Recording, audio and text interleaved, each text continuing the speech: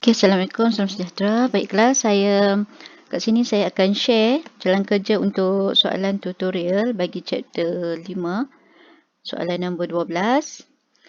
Baik, untuk soalan nombor 12, 4.1 kg board is lifted vertically from rest to a distance 1.6 with a constant upward applied force 60 Newton. Calculate A work done by the applied force and then work done by gravity. First of all, apa yang perlu kita buat? Kita lukis dulu gambar rajah untuk interpret kita punya soalan. Okay, kita ada kotak. Okay, di mana kotak ni apply force dengan menggunakan force sebanyak 60 Newton. Okay, bergerak 1.6 meter. Soalan yang pertama, dia nak cari work done by applied force. Okay, applied force. Okay, untuk kita selesaikan, kita lukis dulu free body diagram. Ya, senang sikit. Supaya kita nampak force apa yang bertindak ke atas objek. Kita ada apply force dan juga kita ada weight. Okay, seterusnya, soalan yang pertama kita nak cari work done by applied force. So, work done by applied force equals to Fs cos theta. Okay, sebelum tu direction untuk displacement pun lukis sekali ya. So, F di sini kita merujuk pada applied force. So, applied force kita berapa? Applied force kita adalah 60 Newton. Okay, displacement or distance yang dilalui oleh kotak box tadi ialah 1.6 meter. Cos theta adalah sudut di antara applied force dan juga displacement. Jadi kat sini kita dapati displacement dan juga applied force parallel. Maksudnya theta di antara applied force dan juga displacement adalah kosong. So 0. Gantikan dengan 0. Okay, and then ganti masuk nilai. Dapatlah jawapan dia 96 Joule. Baik, soalan yang kedua, kita nak cari work done by gravity. Work done by gravity. Dalam kes ini, work done by gravity kita rujuk kepada weight. Okay, force kita rujuk kepada weight. Again, kita akan menggunakan equation work equals to Fs cos theta. Okay, F kita merujuk kepada weight. Kita tahu weight adalah mg. S kita adalah 1.6 and then cos theta. Okay, theta di sini sudut di antara weight dan juga displacement. So, weight dan displacement kita dapati anti-parallel. Betul tak? Anti-parallel di sini. So, kita dapat 180 darjah. So, theta 180 darjah. Gantikan dengan 180 darjah.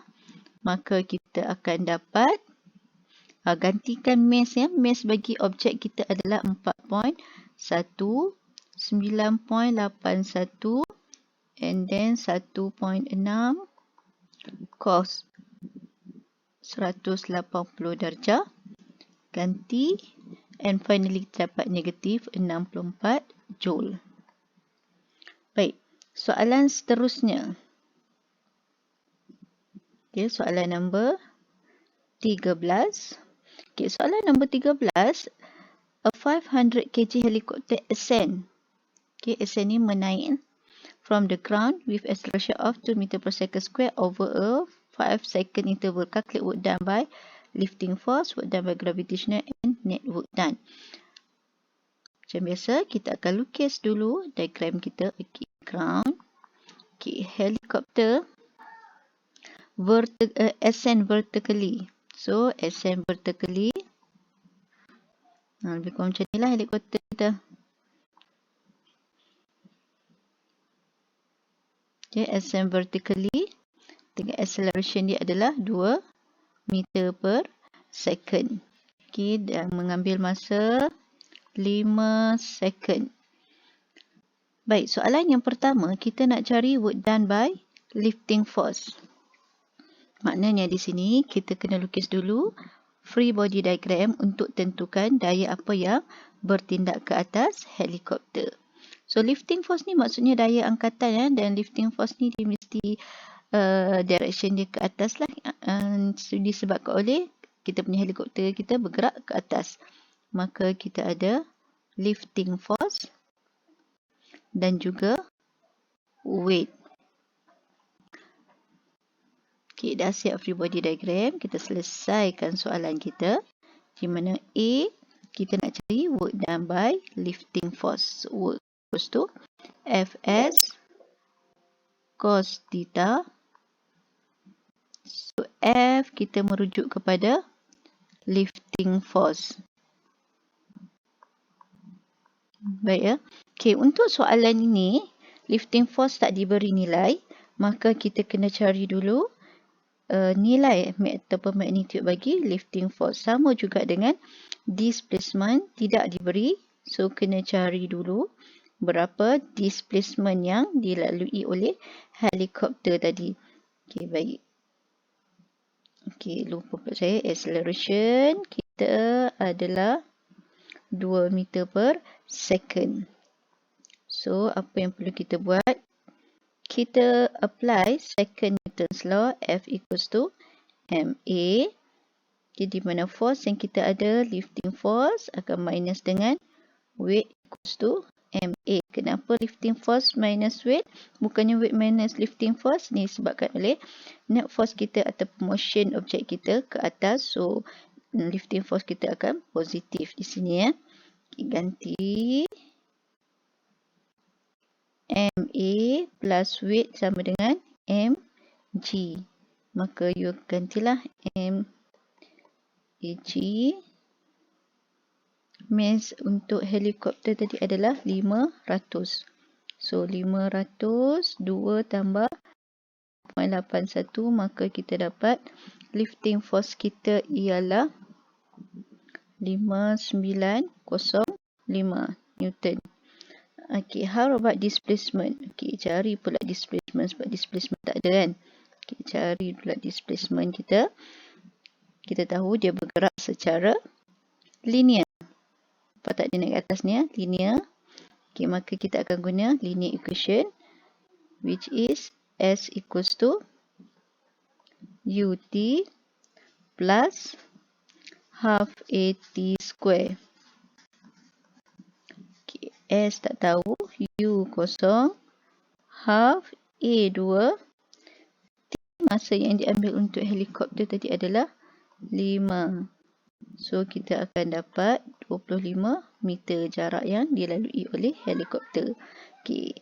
Setelah kita dah dapat nilai displacement dan juga lifting force, bolehlah kita gantikan dalam kita punya equation. So, 5905, 25 and then cos theta. So, theta di sini adalah sudut di antara lifting force dan juga displacement. Okay, displacement kita ke atas lah ya. Kenapa ke atas? Sebab dia kata ascend kan. Jadi, direction lifting force dan juga displacement kita parallel selari, maka sudut kita adalah kosong. So, cos kosong sama dengan 1. And finally, kita dapat jawapan dia ialah 1.48 darab dengan 10 kuasa 5 Joule. Baik, seterusnya soalan nak kita cari work done by gravitational force. So, work done by gravitational force.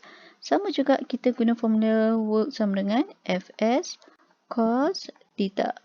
And then sekarang force kita rujuk kepada gravitational force yang melibatkan weight. So, kat sini weight m S cos theta. So, 500, 9.81, 25 cos. Okay, sudut di antara weight dan juga displacement. Kita tahu tadi helikopter ke atas, lifting force. Okay, weight kita ke bawah, displacement kita ke atas. Jadi, sudut di antara displacement dan juga weight okay, adalah anti-parallel iaitu 180 darjah. Okey, 180 darjah di sini. So, kita akan dapat jawapan dia negatif 1.23 eksponen 5 Joule. Okey, soalan yang seterusnya, soalan terakhir kita nak cari net work done.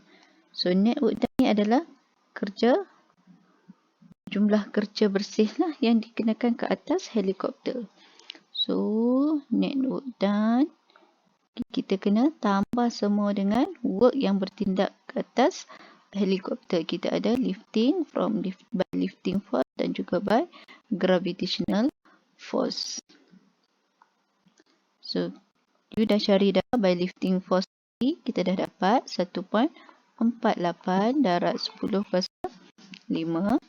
And then, tambahkan dengan by gravitational force iaitu negatif 1.23 kali 10^5. And finally, kita dapat net dan 2.5 kali 10^4 Joule.